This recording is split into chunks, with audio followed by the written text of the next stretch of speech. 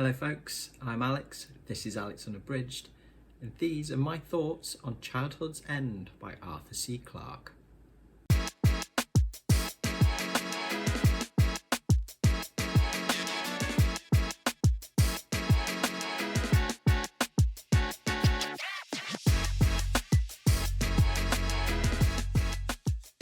So welcome back to the channel if that is the case.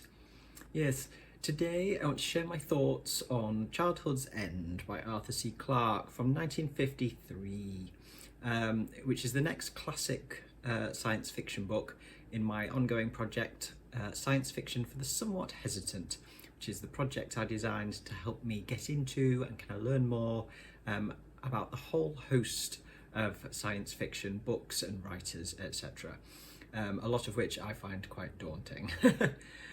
So we're into the first proper block of this, certainly the first proper block of classic sci-fi, which I've called the ABCs of science fiction, where I'm reading some of the modern greats of the genre. And Clarke most definitely fits in to that category, certainly as one of the big three, along with Asimov and Robert Heinlein as well. I've already read Foundation by Asimov. My thoughts for that are out already, and I'm going to be reading some Heinlein in April. So yes, this video won't contain any major kind of plot or reveal spoilers, anything like that, and there are quite a few reveals, twists, etc. in Childhood's End, which I won't get into. And I'll generally kind of be using information, that you'd find in blurbs or, kind of generally summaries online, things like that. But I will be mentioning some plot stuff that you personally might consider to be minor spoilers. So if you haven't read Childhood's End and you want to go in completely blind, then I'd suggest stopping the video now, going and reading it, and coming back to this video after you've read the story yourself. Childhood's End then, a brief summary of what it is about. The novel begins with mysterious spaceships arriving at Earth and hovering over major cities. And this mysterious race of aliens, who eventually become known by the humans as overlords, they are here to impose order and control on the planet, but not for the means of domination, but instead to establish a utopian society, ending war, poverty, disease, all the horrible stuff basically. And although they appear to be altruistic, there are those factions of human society that question why they're here, and also their secrecy about what they look like doesn't help matters in terms of trusting them. Why won't they show themselves? So this is split into 3 parts, and it spans 100 years from the time of the aliens' arrival. This is very much a book of kind of mystery, intrigue, and some big ideas. So my in a nutshell verdict then is I loved this. I gobbled this up.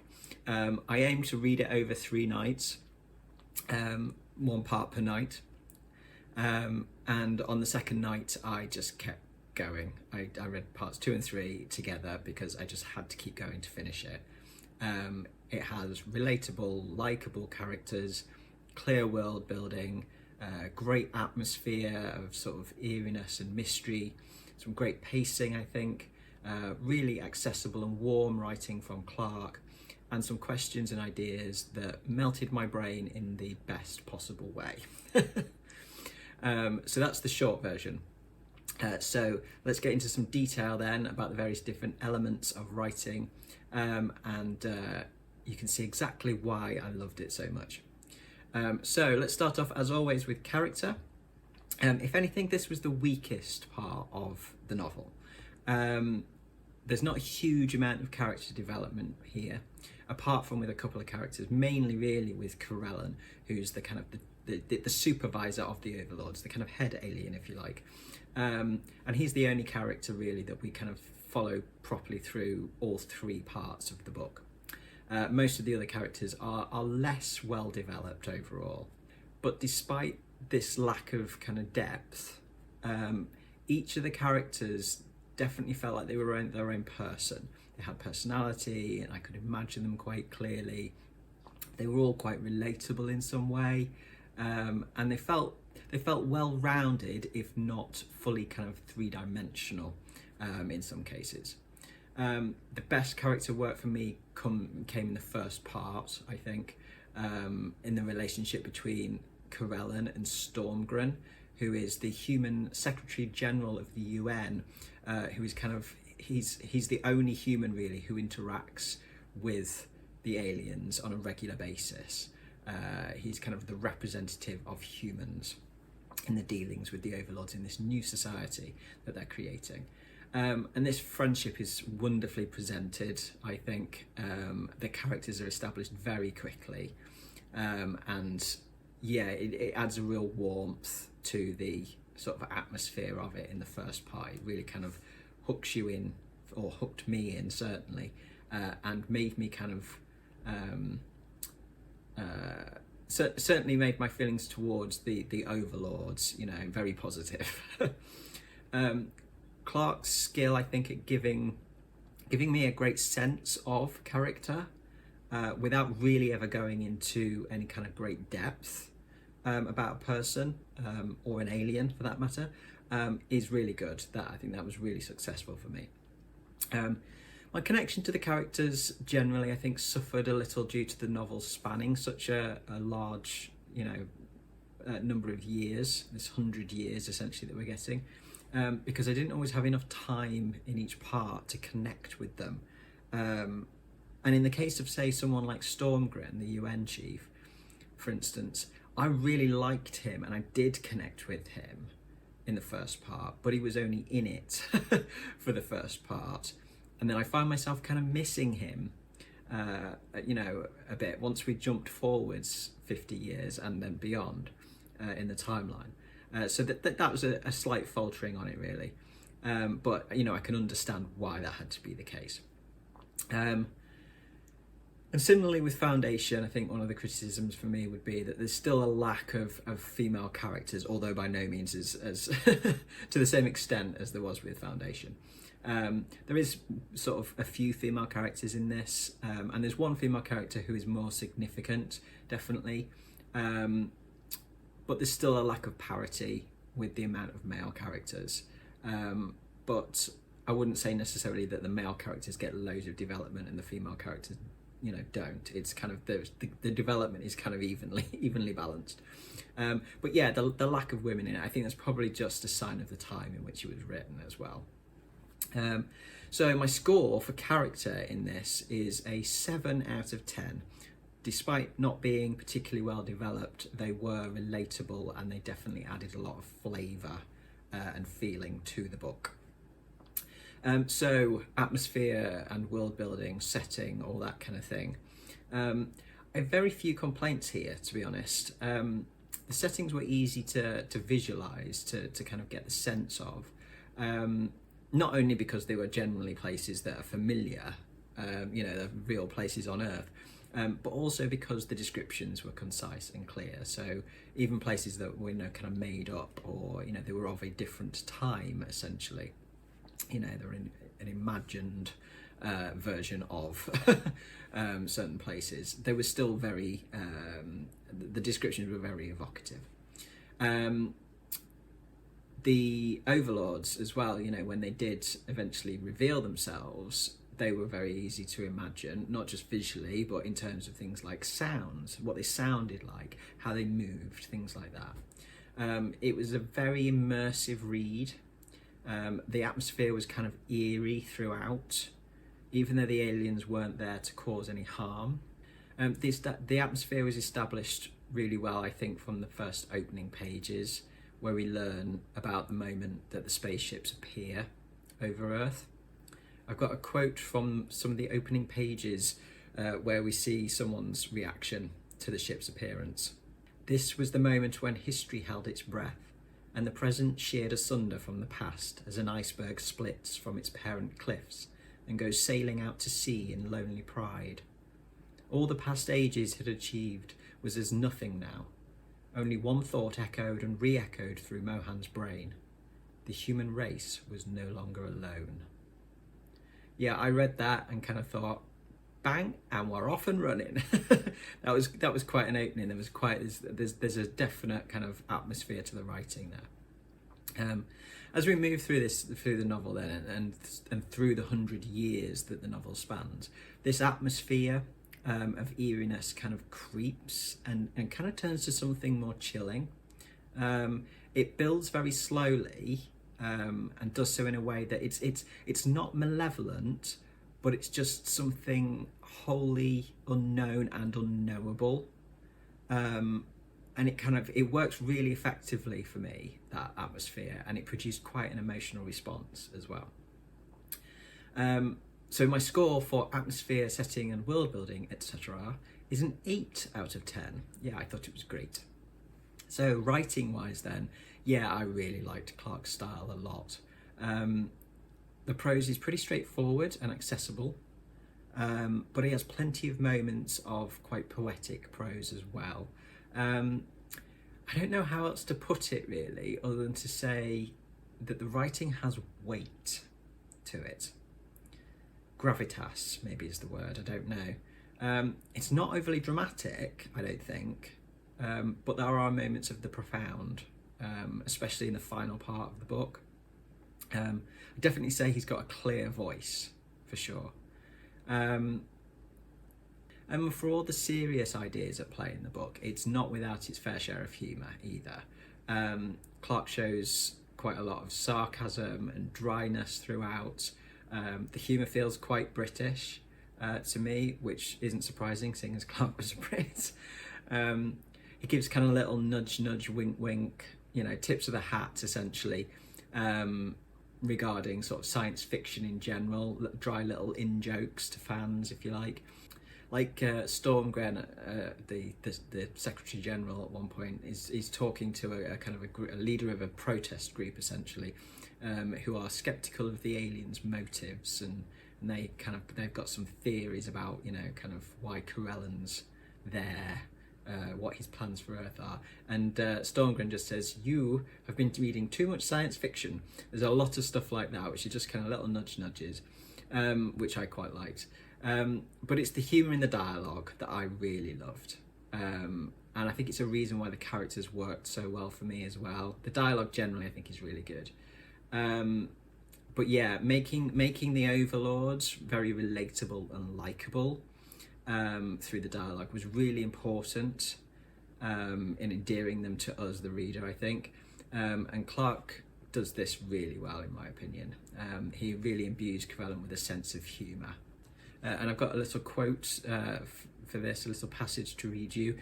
This is right near the beginning of the book, when Stormgren and Corellan are discussing why the overlords are concealing what they look like. "Can't you at least give us some reason for your concealment? Because we don't understand it. It annoys us and it gives rise to endless rumours." Corellan gave that rich, deep laugh of his, just too resonant to be altogether human. "What am I supposed to be now? Does the robot theory still hold field? I'd rather be a mass of electron tubes than a thing like a centipede. Oh yes, I've seen the cartoon in yesterday's Chicago Tribune. I'm thinking of requesting the original." Stormgren pursed his lips primly. There were times, he thought, when Corellan took his duties too lightly. "This is serious," he said reprovingly. "My dear Ricky," Corellan retorted, "it's only by not taking the human race seriously that I retain what fragments of my once considerable mental powers I still possess." Despite himself, Stormgren smiled. There's a lot of stuff, between those two particularly, that really just made me smile. And throughout the Overlords, I think the dialogue and their kind of characters, the way that Clarke writes them, that's some of my favourite stuff in there. So generally the writing I loved. I had a couple of little niggles with some of the writing. Firstly, some of the language is quite dated, but that's to be expected given when it was written. And secondly, there was a few instances where the sentence structure that Clarke used felt a little bit clunky for me. Like I had to read it and reread it a couple of times to kind of get the meaning straight. But they were really minor niggles, and on the whole I found like the flow of it was really good, and just generally it was, the prose was really pleasing to read. I really connected with it. So my score for writing is a 9 out of 10. Okay, plot and structure then. So as I say, the book is split into 3 parts. The first part shows us kind of a quick glimpse of the initial appearance of the aliens, of the spaceships. Then it focuses more on a kind of a compact period of time that was about 5 years after that invasion, if you like. So we kind of see what the world is like essentially when the alien spaceships first arrive. Then the second part jumps ahead 50 years to the reveal of what the aliens look like, and then continues to look at how life and society has changed in that time. It also introduces new characters and new points of mystery and intrigue about why the overlords have come to Earth. That definitely is something that is a thread all the way through. The third part then jumps again another 10 years from that, where we get even more reveals and details on societal shifts, as well as then projecting us 80 years beyond that for the final sort of climax of the book. This structure works brilliantly, I think, in enabling Clarke to explore the concepts that he wants to and ask the questions that he wants to of the reader. It also means that the pace is quite varied. There's lots of kind of exciting reveals sort of peppered throughout, sort of the end or the beginning of parts. There's some sort of really sort of more exciting bits. And then there's some steadier sections of kind of exposition or explanation or discussion. But there's always this slow building of tension and mystery within these steadier, sort of slower sections. So for me, the pacing never felt off. It always felt very well paced. There weren't any bits that felt tedious or drawn out or anything like that. The length, I think, was right for this as well. The reveals I thought were fantastic. It's definitely the right kind of payoff for them. They were interesting, they were chilling, and they always kind of gave answers, but they were the sort of answers that only led to more questions, and those are the best sort of answers in my book anyway. The final section of the book, not the whole section actually, but the final sort of 30 pages or so, definitely shifts in tone and becomes what I think floaty, I think is the only word I can use to describe it. It's a little bit more, kind of out there with some of its plot and ideas and stuff. But personally, I really loved that change. The book certainly ends with a satisfying kind of conclusion to the overall story. There is a definite story arc going on there, but it also left me with a multitude of questions to ponder, of ideas to ponder. It's definitely a reasonably complex beast, this one, but not too much so, just the right amount for me. It certainly felt unique, particularly when it comes to things like first contact stories. I can only really speak for what I know of that kind of thing through film, because obviously I'm reasonably new to science fiction novels or science fiction, in books. But it certainly felt pretty original, and I imagine that at the time this came out, this was pretty mind-melting. So yeah, excellent. I really enjoyed the plot on this again, and so my score for plot is 9 out of 10. So ideas then, well, this is another big book of ideas. I'm not going to go into major detail with any of these ideas, as it would involve discussing some pretty spoilery stuff, especially for the latter end of the book. But what I can say is that Childhood's End is teeming with big ideas and big questions. Clarke really asks a lot, I think, of the reader in terms of pondering some pretty hefty philosophical concepts, as well as some decently brain-frying sci-fi kind of stuff as well. There are tons and tons in here, but I'll cover the ones that made the most impact on me. So the first one is this idea of the utopian society, but the way that Clarke frames it in terms of what the potential problems might be that come with a utopian society.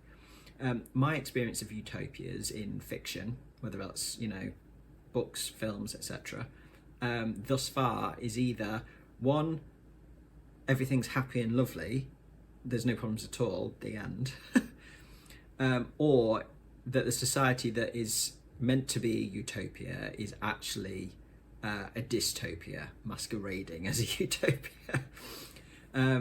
So yeah, the way that Clarke presents the formation of this utopian society, and we see the evolution of it throughout the book, and how that evolution brings about problems of its own for progress of the human race is fascinating, and that's something that stayed in my mind quite prominently. The discussion around what happens to something like creativity when there's no conflict in life anymore is kind of fascinating, especially as a creative person myself.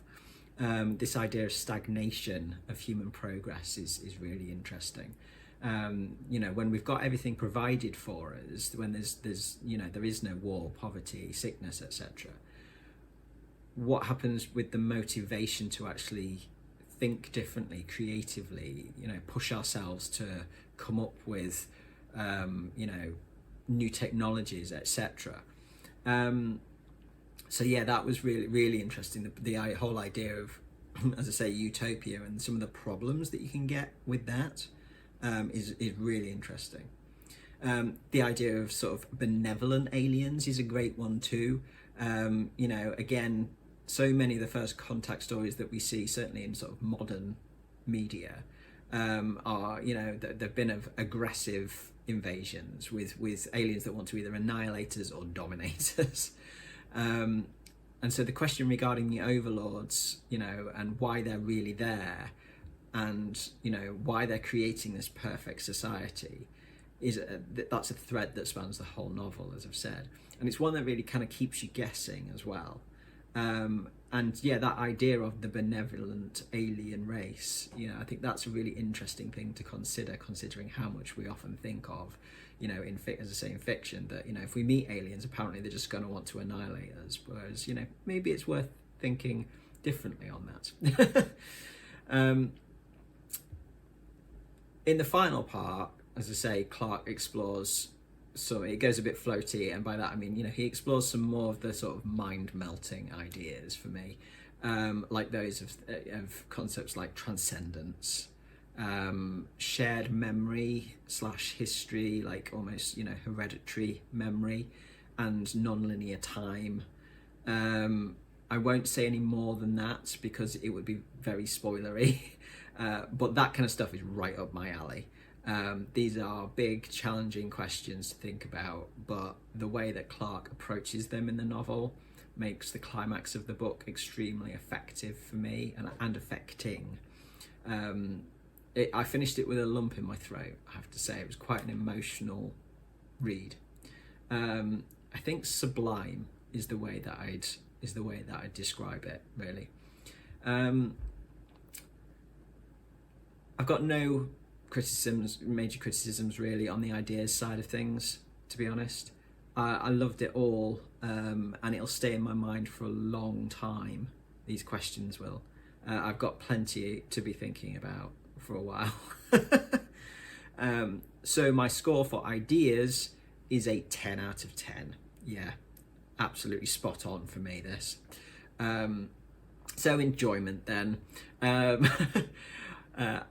I loved it. I think you can already tell that by now. This is a classic for a reason. This really is.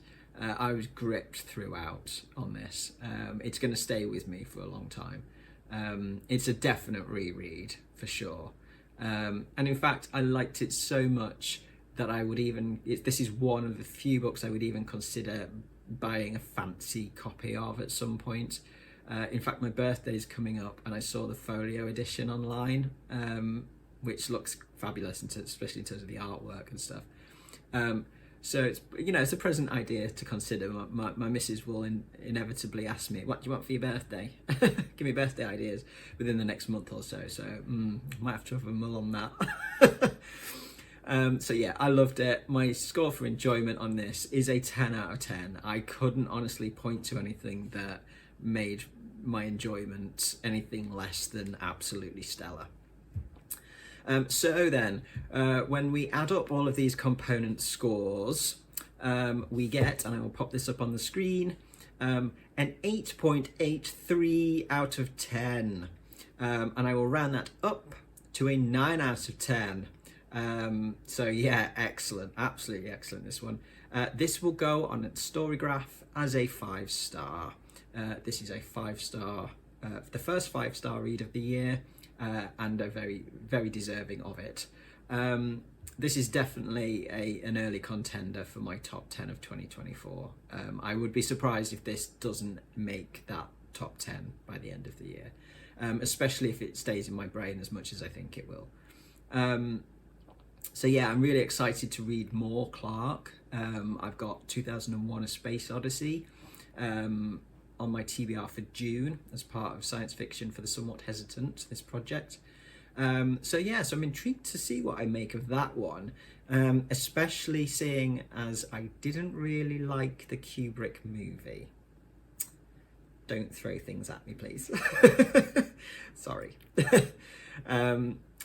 But maybe I'll like it more when I've read the book and then rewatch the film. Who knows? But yes, we'll see. So that will do from me today anyway. Thank you very much for watching, folks. As always, drop your thoughts in the comments and let me know your thoughts on Childhood's End. No spoilery stuff, please. And let me know your favourite Clarke books as well, so I can add more of his stuff to my wish list. I will be back on Sunday with my TBR for March. So hopefully you'll join me for that. But from me, for now, that's ta-ra.